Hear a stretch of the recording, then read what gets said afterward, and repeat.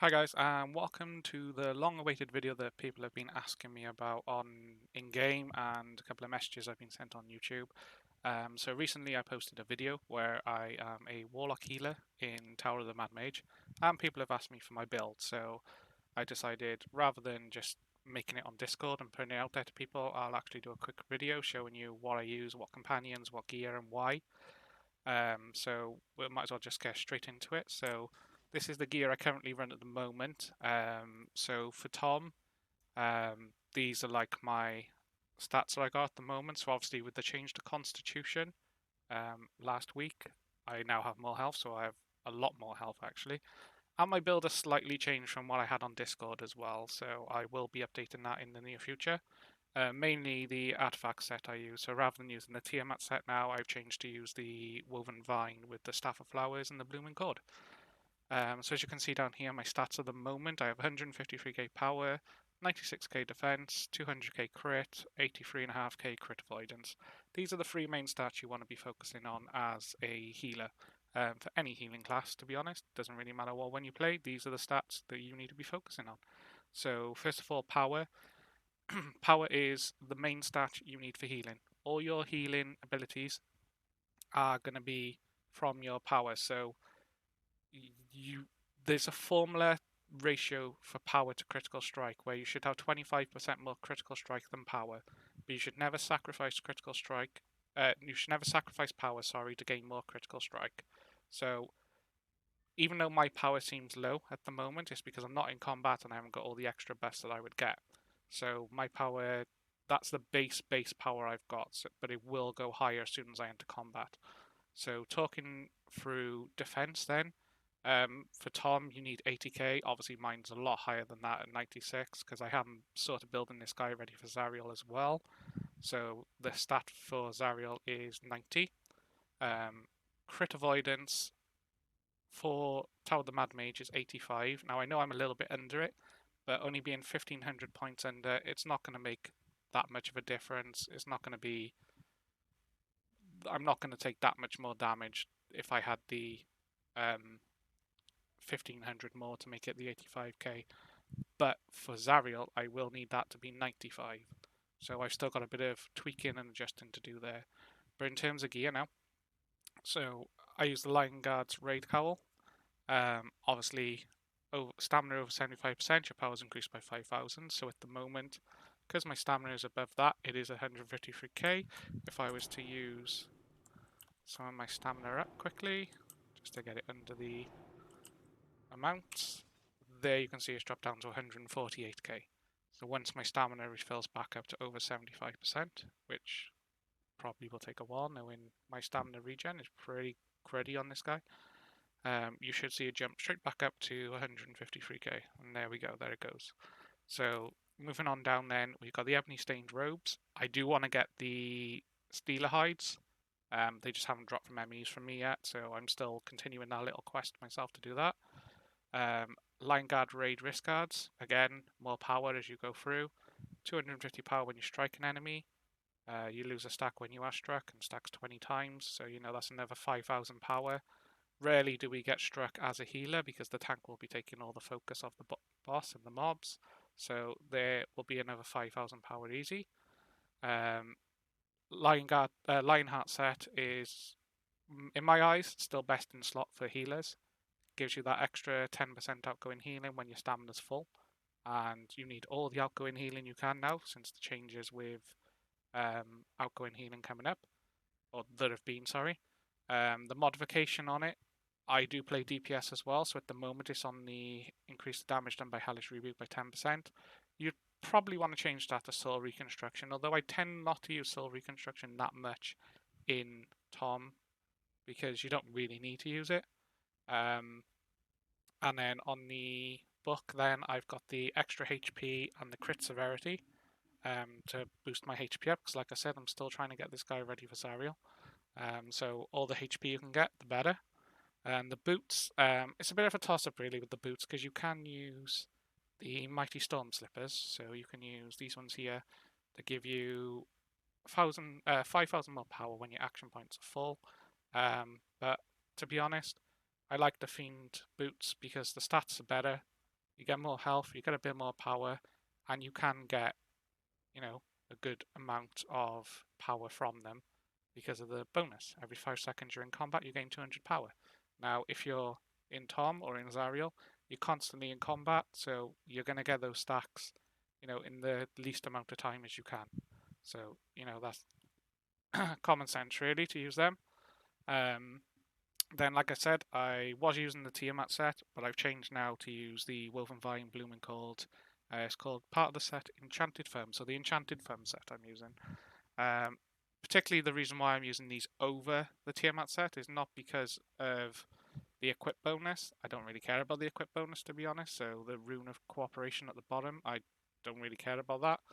It's more for the Constitution for the health on there, and then the Wisdom on there. But the stats are so much more better. So you get more critical strike from there, you get more critical strike from there, you get more HP, you get more HP. So it's a win-win all around, really. And then the rings, then, this is the one ring that really helps healers because it's got critical strike and critical avoidance. So very good ring to use. And you will gain more power. You can stack 535 power for 4 seconds up to 10 times. So that's another 5.3k power, which, like I said, even though my power's that low, it does go higher and higher. Striking Ring of the Veteran, the only reason I'm using this is because of the critical strike on it. I don't care about the equip bonus, doesn't make a difference. What I will be doing in the future is I will be looking for another one of these Ring of the Fallen powers. That will take me then to over 90k crit avoidance. It will drop my critical strike by about 7k, but that I can live with. It's not a major thing, that anyway. For the shirt, I've used the Infernal Forge Restoration shirt. One of the reasons for this is because of the stats, more HP, more power, and we do want to get those sweet dailies up because the dailies are very, very good for the Warlock Healer now. So having, if you can heal more than 15% of your max HP, you gain 1% action points. So it's a win-win all around. And then for my pants, I use Pants of the Veteran because they're the best ones with crit avoidance, and I'm still trying to stack as much crit avoidance as I can. And then again, critical charge, whenever you critically strike with your powers, you have a 10% chance to gain 25 AP. And I don't actually run Infernal Barrier, which is the shield skill when you're in healer over time. If you run shielding or heal over time, I wouldn't recommend using Infernal Barrier unless you're doing dungeons. You don't really need it. It's nice to help the tank out by giving him a shield if you're not got a paladin in your party. So if you were in Tom and you had a paladin and a warlock, the warlock would be going heal over time, the paladin would be going shielding. Else if you had a cleric, the cleric would be heal over time and the warlock would be the shielder. So moving on now to enchantments on them. So I'm using dark enchantments in my utility slots where I can. At the moment I don't have all dark enchantments, so I am using in this one a tactical for more income and healing for myself. I don't really need it, but it's what I got at the time, so that's that really. And again, another tactical on there, and it's a very low rank, so it doesn't really do anything for me. I do need to change them out, I just haven't got the AD to do it at the moment, so that's something I'm working on. Then for offense slots, I'm using Radiance for more power. For defense slots, I'm using Brutals for HP and defense.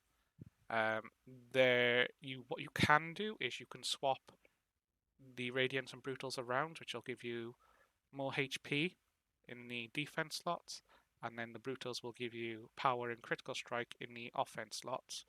I have got my Heart of Fire as well, by the way, slotted in an offense slot because that gives power and critical strike, and it's a free enchantment you can get after finishing the Acquisitions Incorporated campaign. I know there's a bit of a weird one here that I've got a tactical in an offense slot. I just didn't have another Radiant to slot at the moment, so unfortunately that's what I had to do. But yeah, in terms of my enchantments, that's pretty much it. Weapon enchantment, Vorpal, all the way, 20% more critical severity on any critical heals you do. There's no other enchantment that can beat it. I did do some testing with a Vorpal against the Holy Avenger. Now, the Holy Avenger does put out some decent heals, but it's never going to beat the critical hit heals that you would do from Vorpal. And when you're doing trials, you want that straight up heal. You don't want a little heal over time popping up that's like 3-4k every couple of seconds. You want a critical heal on your main Revitalize for Warlock, Bastion of Health for Cleric, and is it Divine Shelter for Paladin, I think it's called. You want the critical hits on there, which are going to be a bigger heal overall. So that's why I run a Vorpal on my healer. Armor enchantment is Bark Shield. Can't get any better than that for a healer. Reduces the amount of damage you take. It has 4 charges when it's at rank 14. As you can see at the top here, it's got 4. I can show you here. So that means the first 4 attacks I take will be shielded by, I think it's 64k in total per stack. So that is 60, 120, that's 256, I think, k damage, which is quite a lot. Obviously, your defense and your crit avoidance are going to play a part as well to reduce the actual damage you take. So that's why you need to meet the caps for these.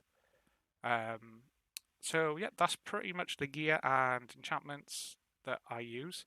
Coming on to artifacts now.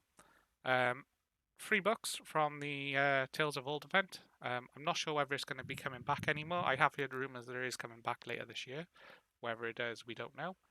And then as your next artifact then, I mean, it's completely up to you. I am using the 3 for the set because it looks fancy when you got all 3 of them on, to be honest.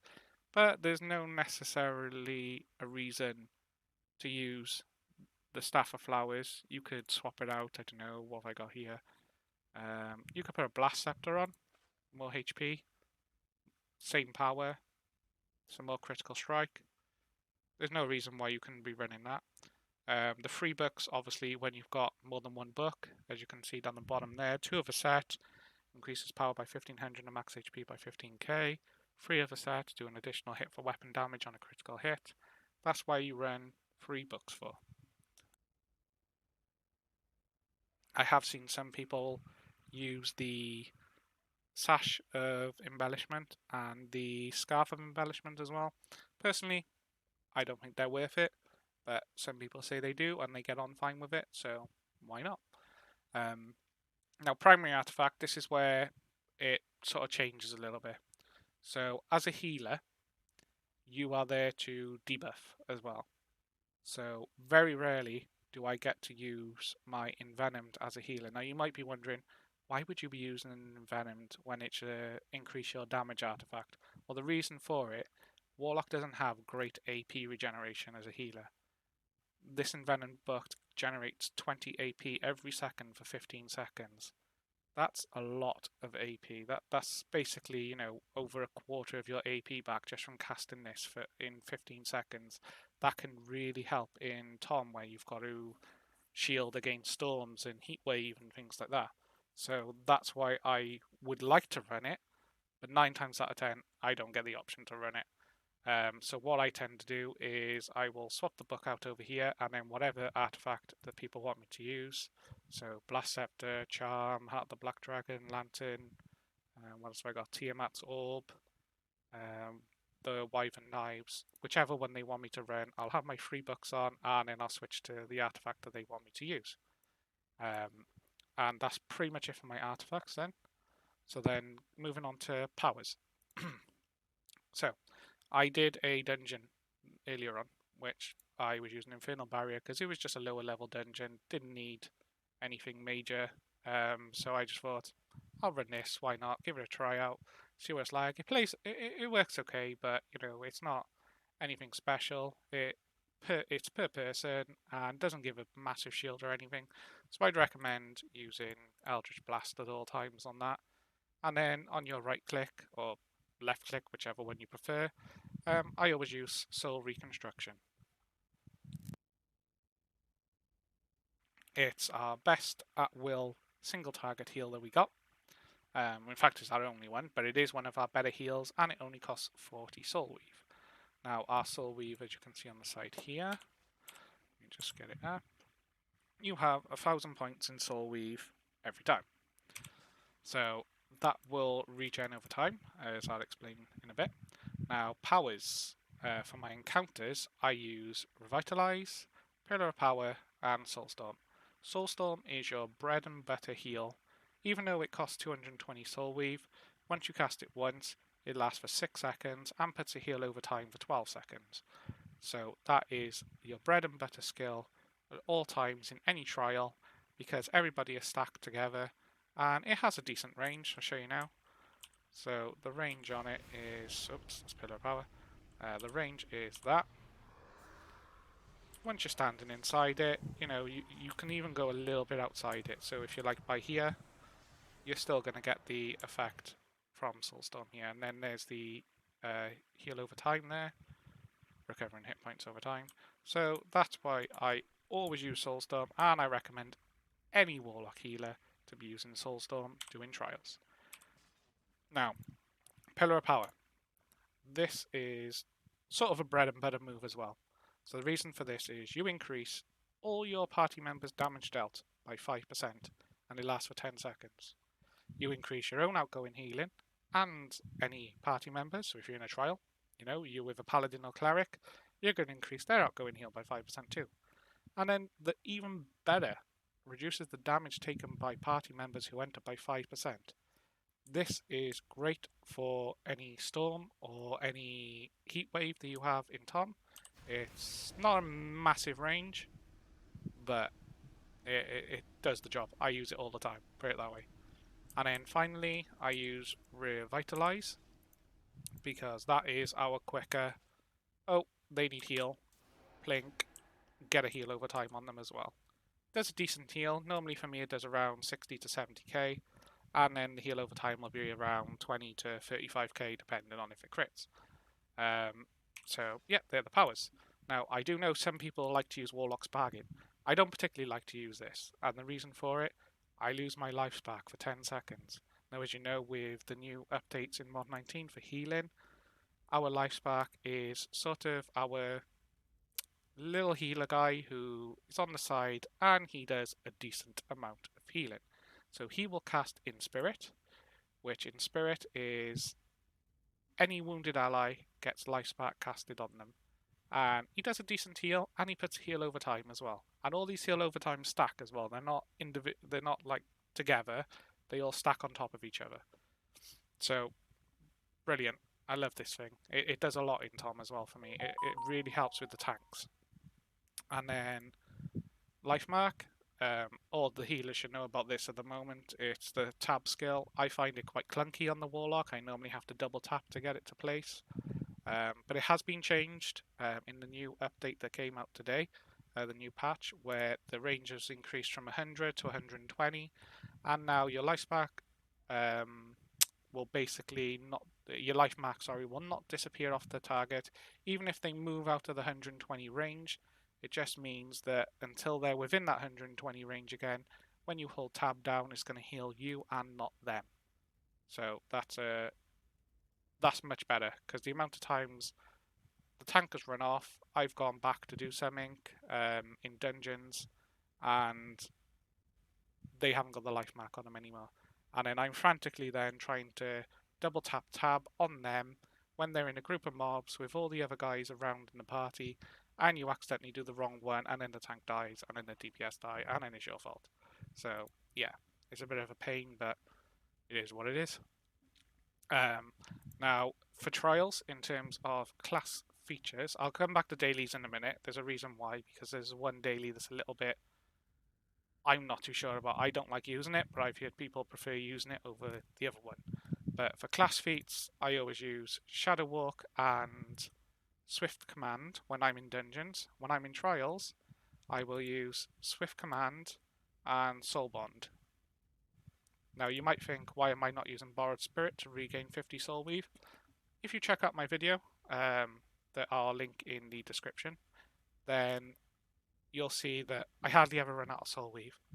So to have this regain 50 Soul Weave, and it can only happen once every 10 seconds, it's not very good, to be honest. But this Soul Bond, even though it occurs once every 10 seconds, it's extra healing, and it's when they're below 50%, so it might be enough to take them over the 50% mark and let them survive a few more hits, which by that time, hopefully I've seen them and I've healed them up. So, yeah, I do really like this one. The reason why I use Shadow Walk when I'm in dungeons, purposely for the movement speed. That's it. I would normally run this. This would be my class feats. Now, feats, um, obviously you know Warlocks now can heal over time and can shield. The only thing that changes for this is the last feat. So Fey Pact is the heal over time, and Hell Pact is the shielding. So all these other feats I keep exactly the same. So just going through them quickly, we've got Essence of Time against Essence of Power. Whenever you deal damage to an enemy, soul regen is increased. Crap. Increases soul regeneration rate every 3 seconds. The effects may stack up to 4 times. The effect is reset whenever an action consumes soul weave. So the reason why I use this is because once I put Soulstorm down, I start spamming my Eldritch Blast. It's doing damage, but it's not consuming soul weave. So this is clocking up and getting more soul weave back. And then by the time that's run out, normally my soul weave is near enough full again. So like I said, that's another reason why I don't use Borrowed Spirit, because I don't really need to worry about the soul weave regeneration. My second feat then is Focus Spark versus Soul Reclamation. So Soul Reclamation is wherein if your soul weave is below 30% of your maximum soul weave, your Life Spark will channel Soul Reclamation on you, increasing your soul weave generation. While it's channeling Soul Reclamation, your Life Spark will not cast in Spirit. We want that in Spirit being cast all the time from the Life Spark. So, no. And then Focus Spark. Soul Reconstruction now grants the target effect of Focus Spark, increasing the heal magnitude of Inspirit on your target by 100 and causes your Life Spark to focus on healing this target above other party members. Your Life Spark will focus on healing party members affected by Focus Spark before the party member affected by your Life Mark. So all that's saying is the Life Mark here, where is it there? So it's saying the person that has Life Mark on them, they're not going to be the focus.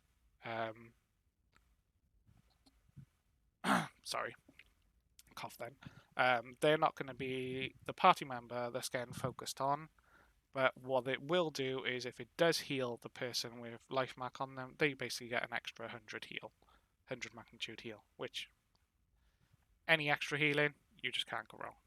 So then the third one is Oversoul versus Soul Theft. So Oversoul, you deal up to 10% more damage whenever your Soul Weave is full. The effect decreases as the Soul Weave decreases. We're healers, we're not there to do damage, and you certainly do not want to use your Soul Weave up to do damage. So, no. And then Soul Theft, whenever you are struck or gain 25 Soul Weave, the effect may only occur once every 10 seconds. Again, it's not an amazing skill, but it's better than using your Soul Weave to do damage. So, no. That's why I would use Soul Theft over Oversoul. And then finally, for this feat, you got Bright Spark versus From the Brink. So Bright Spark is whenever you activate a daily power, your life spark gains the effect of Bright Spark, increasing the healing magnitude of Inspirit by 300 for 12 seconds. Versus From the Brink, when healing allies with less than 25% of their max HP, healing is increased by 15%. I prefer this one because you want the extra heals. If your party member's going to die, you want to be able to bring them back up to full health as quick as you can.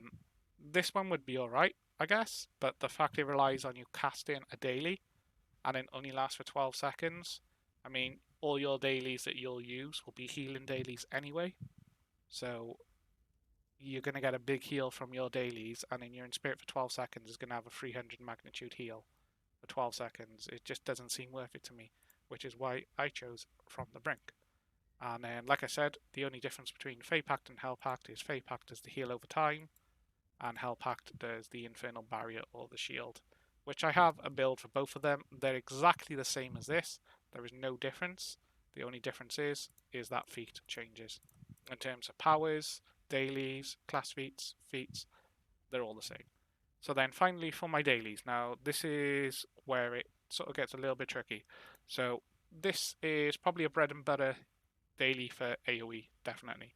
So you deal damage to all nearby enemies within a 40 radius. But then on the second hit, you don't do damage, you heal yourself and all nearby party members for an 800 magnitude heal. That is a big heal for a Warlock. So this would definitely be slotted for me. Even in Tom, I would still use this if I needed to do a big mass heal. But then with Soulstorm, because everybody's together, bundled together, it's not really needed. But if you're in dungeons, definitely use it. And then finally, for my main daily, it's a toss-up between these two. So we've got Soul Barrier and we've got Soul Pact. So Soul Pact is a 500 magnitude heal, and then you increase yourself and everyone around you. You increase their damage resistance by 10%, and that's for 10 seconds. And you do lose 1% of your max HP every second, but to be honest, you won't even notice it. To be honest, that could go because that is just so pointless. It's such a pointless added effect. I don't know why Cryptic have put that in. It's completely pointless because it's just negated anyway. So yeah, this daily is okay, but this daily then is the one I use. Now it's got a lower healing magnitude, and it makes your life spark become unusable for in spirit or anything like that for the time it's doing it. But for 12 seconds, it'll reduce any damage taken to allies within it by 10%. It'll do a heal over time of 200 magnitude, and it'll do that, I think it's every 2 seconds for the 12 seconds. But the added effect is every time it does a heal over time, every 2 seconds, it will also raise an infernal barrier that absorbs damage equal to the amount of hit points healed. So you do get some decent sized shields, and it helps with Storm and Heatwave and things like that in Dom. I don't know about Zariel yet because I haven't done it myself, but hopefully planning to do that in the next couple of weeks. But this is the daily I use. Now the toss-up between these two is where it sort of lies, because this one is a positioned one. So this one here, you can cast it and it'll hit any ally within 100 radius. This one is basically, I'll show you now. So if I do this, everybody has to be inside this green circle for it to apply to them, and you can see it's giving me the shield as it's going on. But obviously I'm not casting in spirit at the moment. But this green little guy here, this is your in spirit thing that does the shield, and basically he becomes unusable for those 12 seconds, and it's sort of like the healing version of the Soul Puppet. So yeah, that's the powers as well. Moving on to boons, I use from the Guild Stronghold power, HP, and mount movement speed. You could use crit severity if you had better power, but to be honest, you don't really want to sacrifice power. My crit severity itself is already at 111. The 20% from the Vorpal isn't included on that, so it's 131. When I pop the potions then, so you can use Superior Flask of Potency +1, that's 7.5%. Wildstorm Elixir gives you another 10%. I have quite a lot of critical severity, so I don't really need it. Outgoing healing on my Warlock at the moment is 16.3. Obviously, if I had the Tiamat set on, that would be 21.3. But as long as you're above 15% outgoing healing, I'd say around 15% is probably the most optimal, then you will be fine. Carrying on from boons now, I don't use campaign PvP. These are my boons I got set up at the moment. You definitely want to take all the power ones and all the HP ones. Try and get the companion influence ones. I've only got 3 in there at the moment because I actually needed to slot some points into crit avoidance and defense. I could probably re-roll this now and take the defense ones away, considering my defense is well over cap anyway. So I might do that later on. Yeah, definitely concentrate on HP and power, and then add in where you need stats too. So I don't know why I've got 1 point in deflect there, so I'll have to look at this in a bit and redo these. But yeah, HP, power, companion influence, and movement speed is very handy as well. And then slot all the other points into things you need. Now when you come to the tier 5 boons, critical severity and outgoing healing. More outgoing healing, stronger crit heals. And then for your master boon, I chose Blessed Advantage because it's the one out of the two which, when you heal for at least 10% of the target's health, you will apply the following effect to the target. So you'll apply a heal over time, increase power by 500 per rank, reduce the recharge abilities by 2% per rank. This one here, apply heal over time, increase max health and heal stamina. No, that's just not good. Right, so now we jump to companions. So, for my companion, I am using the baby polar bear, and the reason for this is the enhancements it gives is crit strike and power. Awareness we don't really care about, so don't worry about that. Now, the baby polar bear is an augment companion, so he does transfer stats to you, which is great. You want to make sure you've got all your bondings at rank 15, and then to get the extra crit strike, I use 2 gold icons of the companions. My runestones are terrible in them, so please ignore that for now. I am trying to get more. Like I said, I am still in progress with this character, but it's enough to do Tom. Then my final companion gear is the chained icon of the companion, which gives defense and crit avoidance with 2 defense slots. So ideally, I could probably swap out the profanes to put some crit avoidance ones in there. They are called... Where are they? They are called... Once I can find it.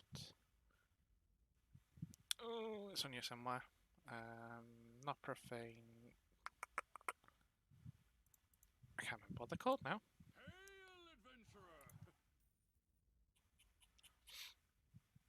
I will find out for you now.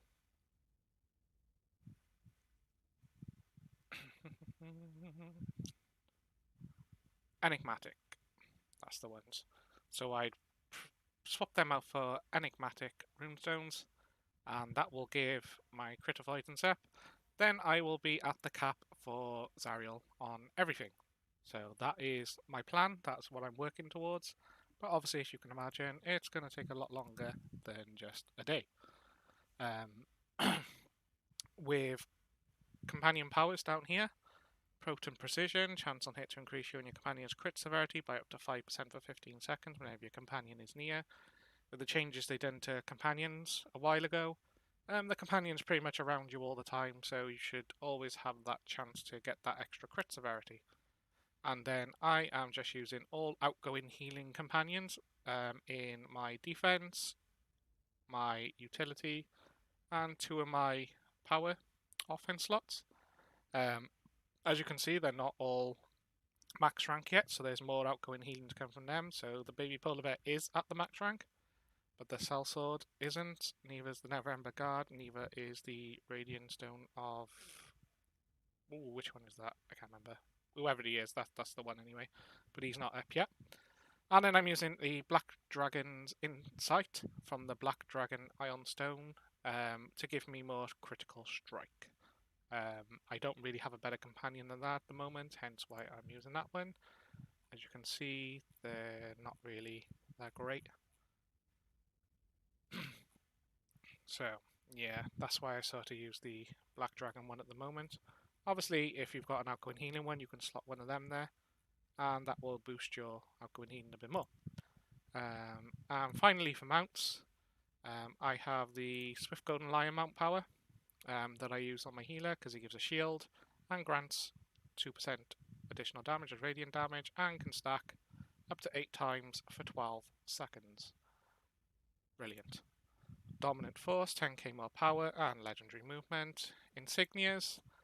I'm not finished with my insignias as of yet, but I do have Brutality, Dominance, some skill slotted around, and a couple of Fortitude just to give me that extra HP.